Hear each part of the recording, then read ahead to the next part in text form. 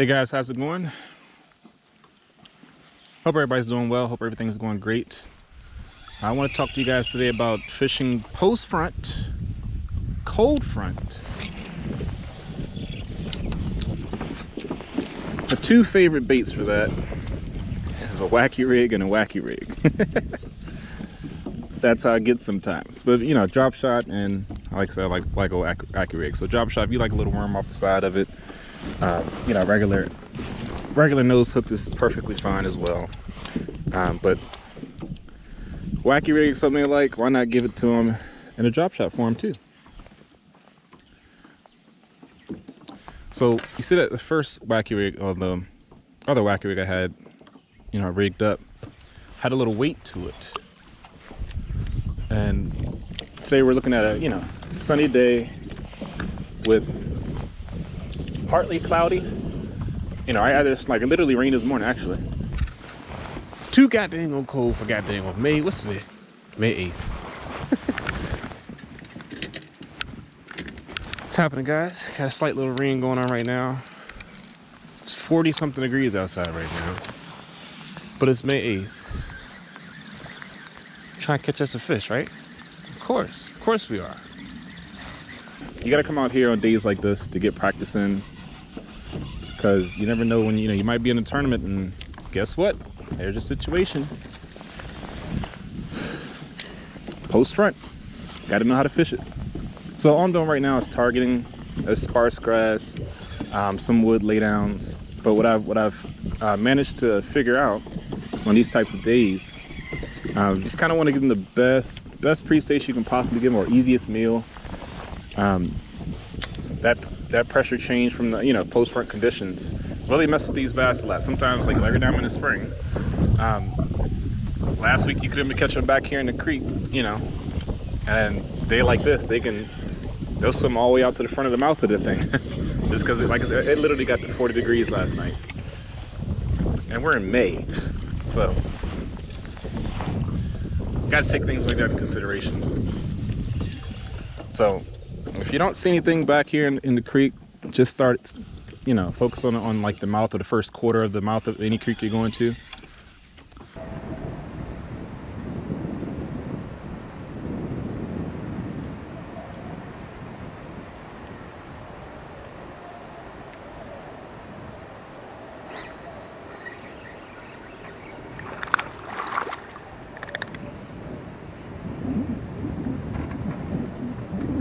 That's probably going to be your best bet.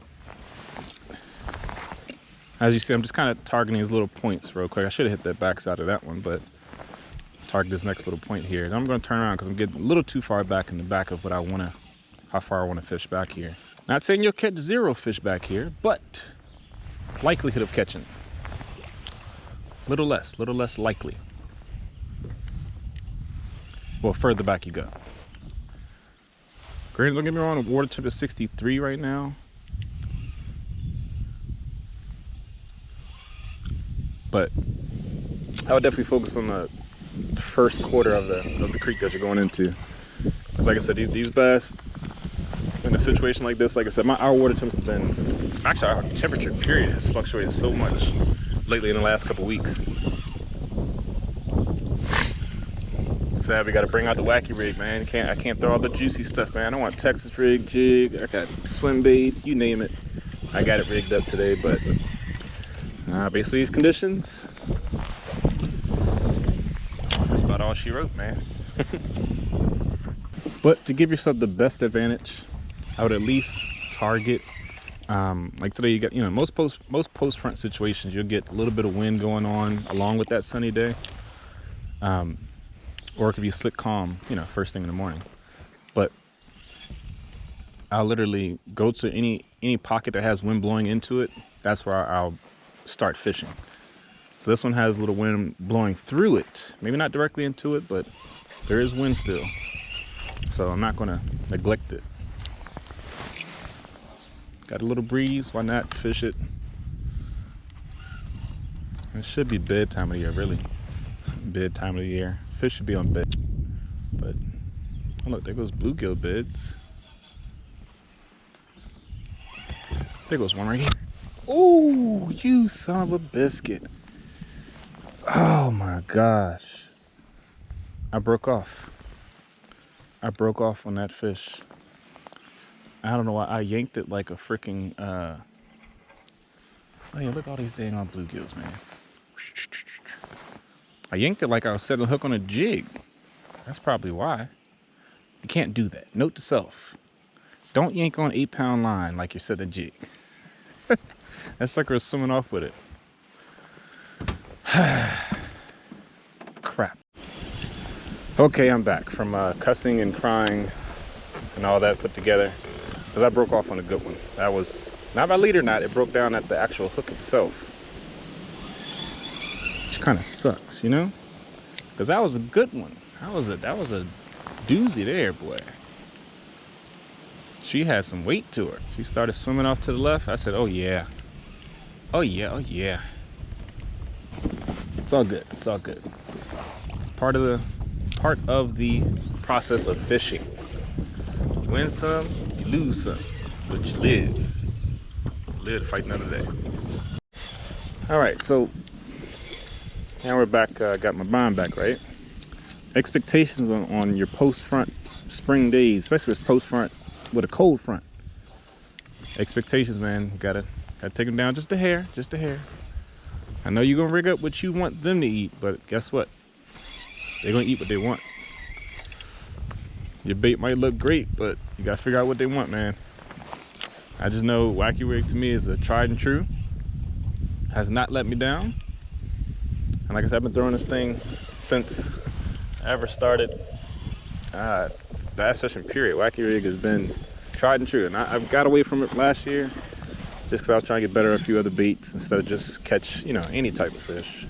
Because some baits, don't get me wrong, I personally believe some baits allow you to have a better chance of catching a bigger fish, a little bigger meal. Certain, like I said, certain baits.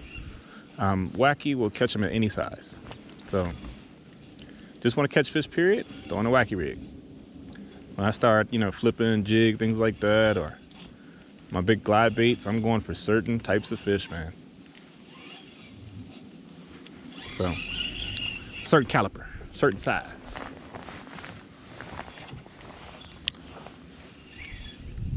We're gonna mix this thing up, see what we can get. Kind of flip directions where the wind's blowing. Hit these same little high percentage areas, little points, little nooks, little cuts. Anywhere bass might sit and try to ambush for an easy meal. Right on that little point there, right on the back side of that. Anywhere they can make an easy meal or get an easy meal. High percentage areas, man. Good little rain going here. I thought it was supposed to be clear the rest of the day. What's going on? Ain't going to cloud and squeeze itself together. Put away my camera gear. Oh, we got a little hail. I see hail falling. That ain't good. Well, ladies and gentlemen, that's it for me today. I'll just give you guys a few pointers, a few tips. Hopefully help you out if you ever come across a post-front cold front in the spring. You got to break it down to the simplest baits you can possibly find. Something, give them a simple, easy target. And you personally target the, you know, right areas. Got a little wind going into it. Decent water temp. Don't go too far back in the pockets. See, I think these fish pulled right back out to the front of the pocket. It, you know, like I said, post front, cold front. So, got to work with the conditions, work with what they give you. Give them a simple bait and capitalize. Don't break off on big ones like I did. Don't set that 10-pound test line. Don't set the hook like you got a jig on, but 20-pound test line.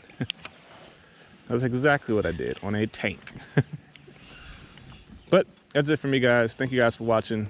Get a video thumbs up. Subscribe to this channel if you haven't already and you love bass fishing, snakehead fishing, or any other type of fishing that I can get my hands on.